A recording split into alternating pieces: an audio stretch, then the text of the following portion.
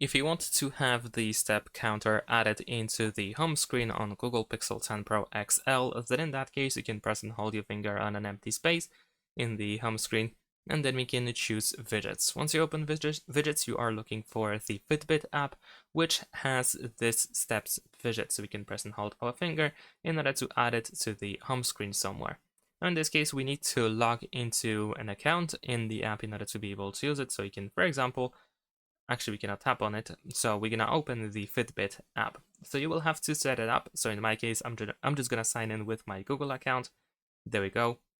And if you see any setup prompts or something, if there is any information that you need to fill in, then of course you will have to do that to be able to do so.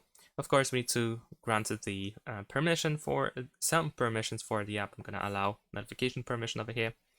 And in this case, as you can see, we can find our step counter over here. Now, if we go to the home screen, you might be able to find it. Unfortunately, it is not refreshed for some reason, so let me actually try to re-add it, and we will see if it's gonna change. Oh, there we go, we just had to resize it. So in case it doesn't work, you might need to resize it. But that's pretty much it. Thanks for watching, leave a like and subscribe.